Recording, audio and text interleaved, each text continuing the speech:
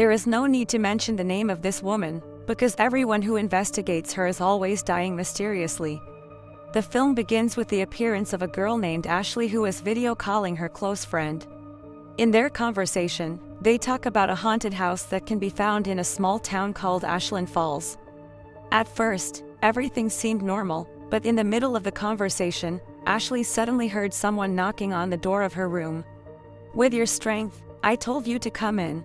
When she opened the door, no one was standing in front of her room. Suspecting that her younger brother was the one making fun of her, Ashley started walking inside the house to look for them. Nevertheless, according to Ashley's knowledge, a mysterious figure is the silence that follows her from the living room all the time. After there was probably no one in the house, Ashley returned to her room full of suspicions. But when she closed the door, someone knocked again, which she immediately scared. The story is about a couple named Chuck and Maria, who are looking for a new house with the help of a real estate agent named Bonnie. Bonnie invited them to an old house in Ashland Falls that is surprisingly cheap, even though it is bigger than the old house they looked at. Chuck was immediately surprised, because according to him, no one has ever sold a house this big at such a low price. Bonnie explained that the house has been on the market for almost 3 years, so the owner wanted to sell it right away. Chuck and Maria began to feel interested in the property, especially since the house is spacious and looks comfortable. Nevertheless, the surroundings suddenly changed when Chuck's younger brother, Isabel, arrived and saw the house for the first time. Unlike Chuck and Maria, who seemed to be in a hurry, Isabel immediately seemed uncomfortable when she entered the house. Chuck explained that there is enough space in the house that is perfect for Isabel's garden, but Isabel still doesn't seem to care, as if she has a bad feeling about the place. After they officially moved in, the story began in Chuck's eyes when they first lived there. It didn't take long for Chuck to notice that there were a lot of strange problems inside the house. As it rained, he discovered that almost all of the roof was leaking. Angry because he thought they were crazy, Chuck immediately called Bonnie while sending pictures of the roof as proof. After that, he entered Maria's studio where she designed the clothes while live streaming. Inside the closet, Chuck noticed an old mannequin named Martha, standing at the corner with a scary face. Chuck clearly didn't like the mannequin, but Maria explained that Martha was something she had been hiding since her first studio in New York, so she couldn't accept throwing it away. Nevertheless, when Chuck came out of the closet and closed the door, it was as if a cat was moving the unnoticed mannequin. It didn't take long for Chuck to come out to be more careful not to scratch the roof, but instead, he bumped into his neighbor named Larry. Larry convinced him that the former owner of the house committed suicide in the closet. Chuck was surprised because Bonnie didn't mention what happened there. Chuck went inside and looked at the leaked pictures he had sent to Bonnie. But while looking closely at the pictures, Chuck suddenly felt anxious because there was a shotgun lying on the floor of the house. The gun he had taken from the pictures earlier was definitely not there. The next day, Chuck was surprised to see Martha standing outside the house. It didn't take long for Larry to come closer to see what happened. Chuck tried to convince himself that it was probably Isabel who was doing whatever madness.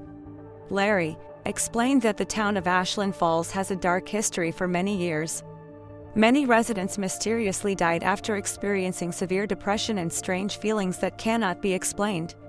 According to the stories spreading in the town, all of those incidents are connected to a mysterious monster that targets people with weak minds.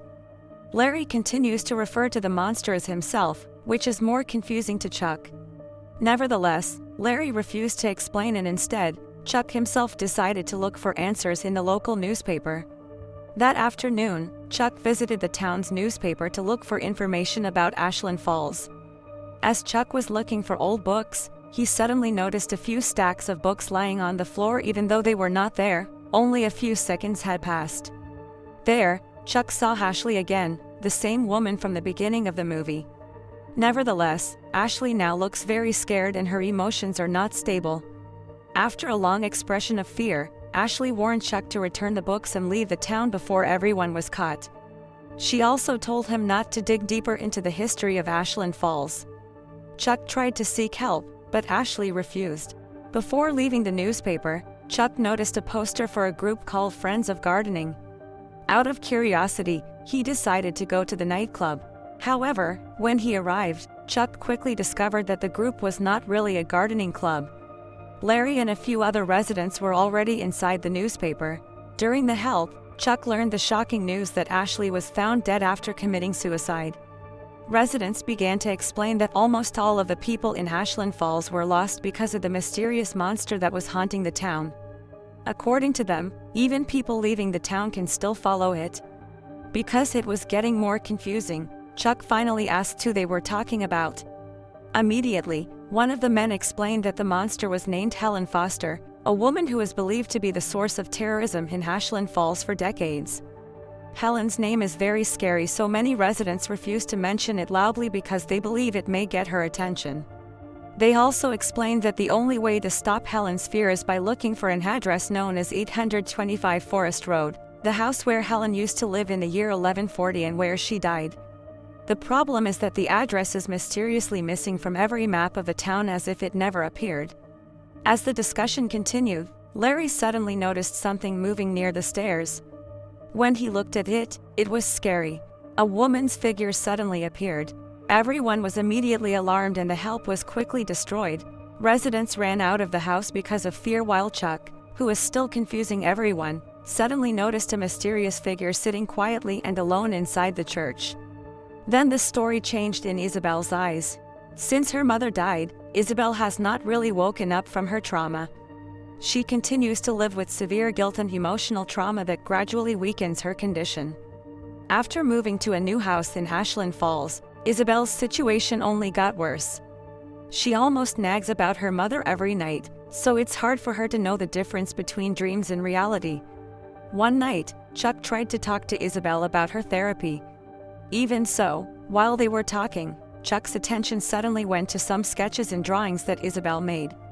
There is one particular drawing that is immediately different for Chuck because the sketch is the exact appearance of their new house. The disturbing part is Isabel's engagement that she made the drawing 2 or 3 years ago, even before they moved to Ashland Falls. Another drawing is even more disturbing. It shows a young woman standing alone in a dark basilia while a pale-haired hand that looks like a ghost's hand is reaching from behind and holding her waist. For a while, their conversation shifted to the memories of their late mother. Chuck and Isabel began to remember some of her unusual activities while she was still alive. Their mother often placed plates in the kitchen like pyramids while leaving a small letter saying that they did not want to hide themselves. A few days later, Isabel's friend became a young man named Luke from their school. When Luke visited the house, the two of them talked in Isabel's room while talking about a lot of things about Ashland Falls. That's when Isabel learned that the town was known for its scary history. Luke's story is the story of a man who committed suicide inside the town's book by beating himself up while the book's well-kept books were found under his body. According to local rumors, those books are still mysteriously glowing inside the book until now, and many residents say they saw them with their own eyes. After that, Luke started talking about the figure who was believed to be responsible for all the strange incidents in the town, a woman named Helen Foster. According to old stories, many years have passed. Helen's daughter has always been bullied in school. Helen repeatedly tried to seek help from school officials, parents of bullies, and the council of the town, but there was no one who cared about her daughter's education. Eventually, Helen's daughter could no longer bear the pressure and ended her own life. Her death is completely in line with Helen's emotional aspect. Her sadness and anger were gradually replaced by fear and resentment. Helen was the first to kill the bullies along with their parents before they were finally killed with a shotgun. According to Ashland Falls information, Helen used to live in a house located on 825 Forest Road. Even so, the address is mysteriously missing on every map of the town, and even the maps of the old town are still in use since the 1950s. That night, Isabel went to an exhibition of books with Maria. During the event, the two started to get closer. Finally, Maria confessed to Isabel that she has bipolar disorder and she needs to take medicine regularly to keep her emotions stable. Maria also said that Chuck does not really understand the problems in mental health, but he personally understands the feeling of living under continuous emotional pressure. Isabel was deeply moved by what she heard because for the first time, it seemed like there was something that could be understood in her feelings. Suddenly, a girl's voice echoed from afar that scared the whole gallery. A few moments later, an emergency announcement ordered all visitors to leave the house immediately. In the middle of the chaos, Isabel quickly glanced at one of the paintings and noticed the figure of a mysterious woman glowing inside it, even though it was not there before. That night, Isabel tried to sleep like before. Even so, in the middle of the night, she suddenly woke up after noticing that the light inside her apparatus suddenly turned on. Because of the anger, Isabel got up from bed and turned off the light. She also completely removed the light bulb and placed it on the table next to her bed so that the light might not turn on again. But only a few seconds passed, the light of the apparatus turned on again even though the light bulb was removed. Before Isabel could understand what was happening, a pale hand suddenly emerged from the inside of the apparatus. Fortunately, it was just one light bulb. Even so, when Isabel really woke up, she immediately felt afraid to touch the light bulb she had removed from the table next to the bed. Exactly like it was in her dream. A few days later, Isabel saw it again and said that her lights were turning on. Isabel also admitted that she wanted to look for the missing address on 825 Forest Road. But Luke immediately warned her not to do this. According to rumors, Ashley and her friends have also tried to find the house. Since then, Ashley began to experience strange disorders before she finally died. In the middle of their conversation, Isabel suddenly received a call from Chuck. In the sound of fear, Chuck told Isabel to go home immediately because something happened to Maria. Isabel hurried home and found Maria crying and screaming. When Isabel asked what happened, Chuck just told her to pack her things and said she would be back later. While Isabel was picking up her things, Luke came to the house to see how she was doing. Nevertheless, the surroundings immediately became strange to notice. Luke took the picture of Isabel with her mother. Luke said that when he arrived at the house earlier, the woman in the picture opened the door and let her in. According to Luke, the woman also introduced herself as Isabel's mother. Isabel was immediately terrified because her mother had long been dead. Meanwhile, Luke was shocked that a woman had really adopted him, his mother. They started panicking when they suddenly heard the sound of the glass breaking from above. Isabel and Luke walked slowly towards the sound of the rain, but when they reached the lower floor, there was no one there. Because of the greater fear, Luke was afraid that she might just pick up the sound before leaving the house quickly. Not long after Luke left, Isabel suddenly heard the voice of a woman calling her name from the kitchen. The voice was very familiar and she was saying her mother. Because Isabel missed her mother so much, she gradually believed the voice and almost walked closer to it. It's good that Maria suddenly turned up and told Isabel not to come any closer. A few moments later, the mysterious voice spoke again, saying that the plates could not be laid. Isabel immediately looked in the kitchen and saw the broken plates scattered on the floor like her mother's strange behavior that sometimes lays plates in the shape of a pyramid. A few moments later, the creepy figure of a woman that Isabel and Maria were afraid of suddenly appeared in front of them. They tried to escape out of the house, but the doors suddenly closed in front of them as if there was something inside the house that they were not allowed to leave.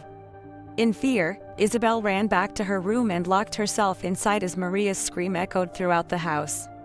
Afterward, the story changed in Maria's eyes. A few days after officially moving to the house, Maria and Chuck had a serious conversation inside their car about Isabel's condition, because it still looked traumatic after their mother died. Chuck began to feel that Isabel's therapy did not help much and was just wasting money. However, Maria did not immediately agree with him. According to Maria, Isabel's trauma is deeper than Chuck thought because Isabel was the one driving the car when the accident happened. Maria believes that Isabel's mentality is gradually being destroyed by guilt, so the real need of Isabel is support and time to recover. On their way home, Maria noticed that Chuck was busy reading old books about the history of Ashland Falls. From those books, they discovered something. In 1953, almost all of the streets in the town were changed and even the streets of the town were changed. Through those old records, Chuck also learned that their house used to have a different address, 15 Rose Lane. It didn't take long for Maria to enter the kitchen and was immediately confused after seeing the plates arranged in the shape of pyramids on the table. At the top of the plate was a glass with a small writing that said, "They don't want to hide themselves." Because the strange behavior is almost identical to the behavior of Isabel's late mother, Maria thought that Isabel was guilty and asked Chuck to tell her to clean up the mess. A few days later, Maria live-streamed from her studio while making a package of clothes for a client. At first, everything looked normal like her usual shows. However, when Maria did not notice, the hand of an old mannequin named Martha standing behind her gradually moved. It was clear that the camera caught the movement that caused confusion among the viewers in the livestream chat, while Maria remained unaware. While the livestream was going on, Maria received a call from her younger sister-in-law. Obviously, her sister-in-law was trying to give her news about Martha because she regularly watches Maria's streams and can see everything that happens on the camera.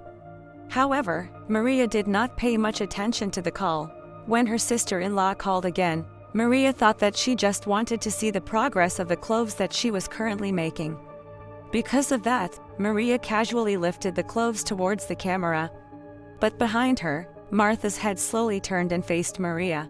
The moment of confusion was clearly recorded in Maria's live stream. Not long after, one of Maria's friends sent her a message telling her to leave the house immediately. At first, Maria still did not understand what was happening, but a few seconds later, she suddenly realized that Martha was gone. A few more seconds, a loud rumble echoed from the corner of the room. Maria slowly walked towards the sound of the rumble, and when she arrived, she was surprised to see Martha standing now inside the room and turning to her. A few seconds passed, the mannequin's head slowly moved before looking directly at Maria, who she was scared of. After the terrible incident, Chuck and Maria were shocked when Martha was burned outside the house because they began to believe that there was a serious problem with the mannequin. Even so, even though she was burned, Chuck's logic still tried to think. He started questioning Maria's condition and asked if she really drinks her medicine regularly. Chuck even began to wonder if all the strange events could just be hallucinations caused by Maria's unsteady state of mind. His words immediately hurt and angered Maria. According to him, thousands of people saw Martha moving during the live stream, so it was impossible for him to imagine everything. Suddenly, Chuck called and tried to calm her down. He said they could leave the house if things continued to get out of hand, but he needed time to fix everything. It didn't take long for Isabel to join them. Chuck immediately told Isabel to start packing her things because they may need to leave the house as soon as possible. When Isabel got up, Maria returned to the kitchen.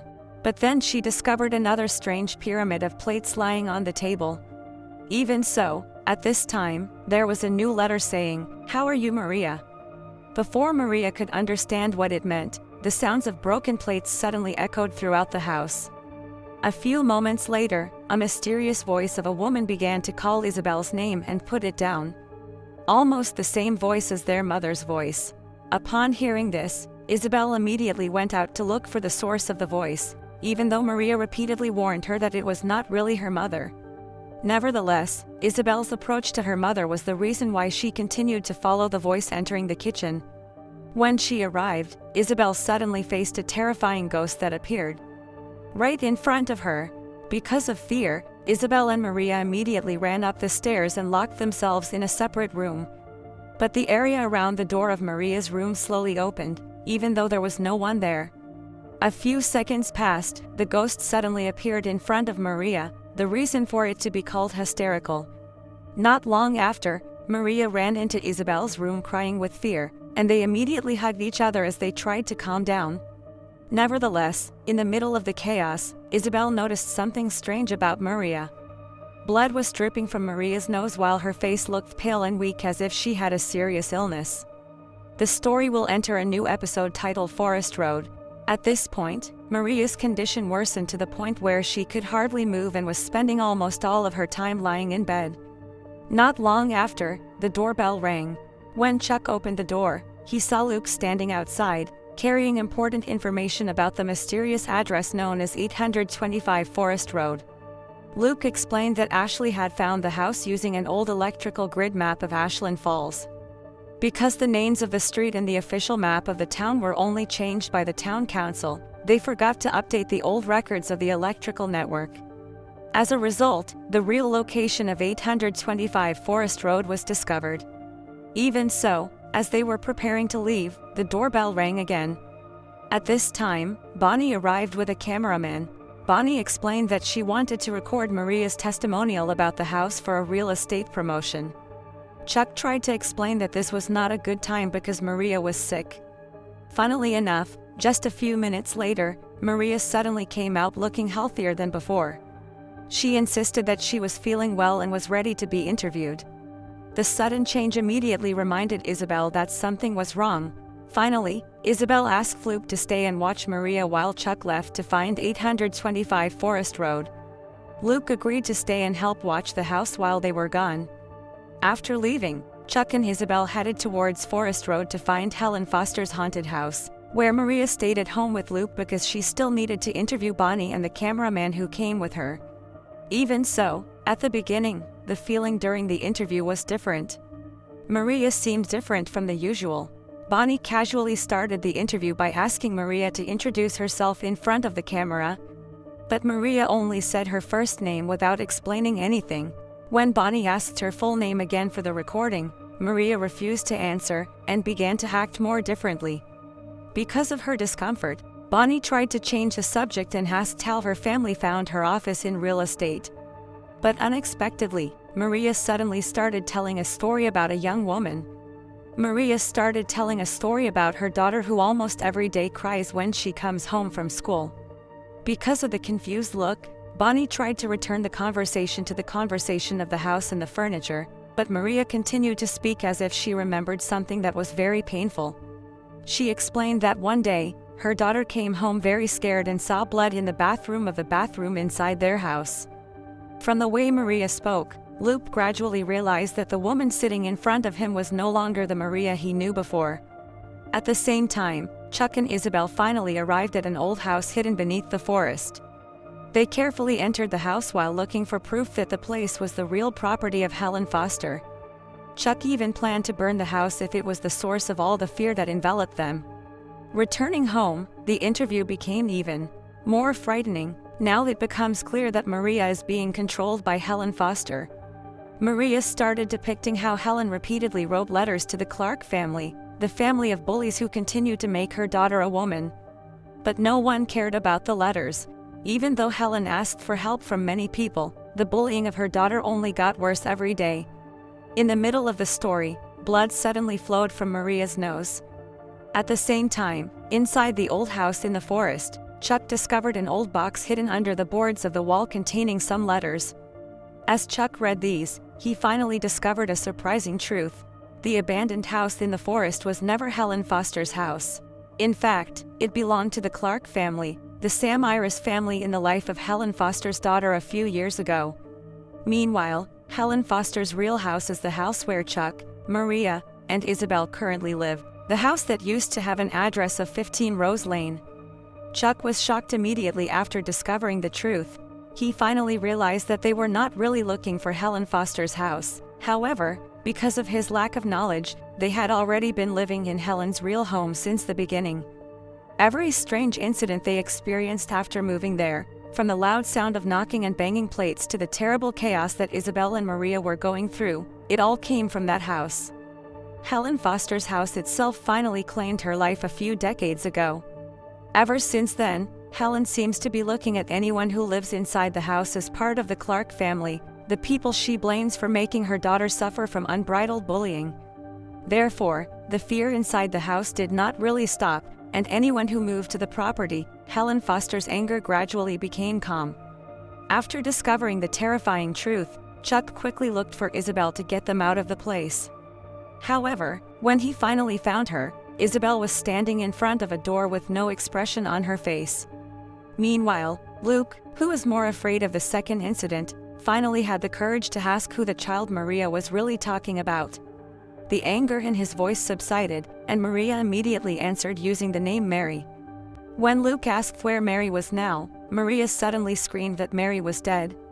Only a few seconds passed, the chaos inside the house completely subsided. Finally, Helen Foster let go of her true and terrifying fear. Bonnie and the cameraman were immediately alarmed by the fear.